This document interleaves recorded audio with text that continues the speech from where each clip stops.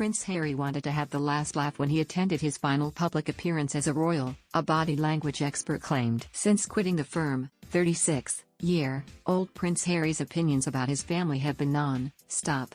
Recently his brother, Prince William, was said to have been confused as to why Harry keeps coming for him and his father, Prince Charles. The Duke of Sussex has openly discussed his life as a royal and strongly believes that both William and Charles are trapped in the system of monarchy. Reports of a rift between Diana, Princess of Wales's children first began in 2018, when William appeared to have snubbed Meghan Markle during a family Christmas walk in Sandringham. The rift was even more apparent when both princes attended their grandfather Prince Philip's funeral, where the Duchess of Cambridge tried to bring peace. In March 2020, just before making their exit, the Duke and Duchess of Sussex attended the Commonwealth Day service at Westminster Abbey with the Duke and Duchess of Cambridge. According to body language expert Judy James, Harry appeared to be stiff when his older brother was in his presence but relaxed once he had left. When asked about the body language of the young royals at the event, Ms. James said, "I think the last appearance they made was very telling. I think he suddenly realized that this was the last public appearance that he was going to make."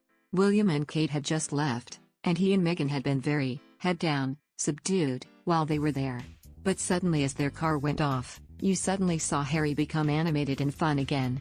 He was laughing and joking with the people on the way out, and he was very tactile.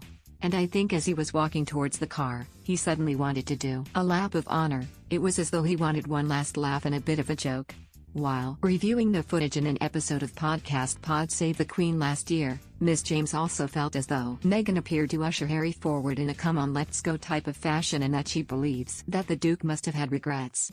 Ms. James continued, "I think he must have had regrets, but it's a bit like anything that we do. It's a bit like, I can't decide what to do, whether to put a bet on this hand or not. But once you've made that decision, the relief is tangible. And I think that's where we saw the old Harry coming back again." She continued, "I hope for his sake that Hollywood Harry works okay. He is going to be pretty isolated. His gang, his crowd won't be there with him. He's going to have to prove himself again in a slightly more intellectual and superficial world that he might struggle with." However, it is not the first time that there has been a royal rift among siblings in the firm. In Netflix documentary Elizabeth Margaret, Love Loyalty royal biographer to Princess Margaret, Christopher Warwick explained that his young sisters Queen Elizabeth II and Margaret got on for the most part but also had arguments and sometimes fist fights. Mr. Warwick said, "There would be fisticuffs. Princess Margaret was small enough to go under Elizabeth and grab her hand or something. They were two normal girls and they had their jealousy and rivalry. Princess Elizabeth would sometimes say, 'Margaret always wants what I want.'"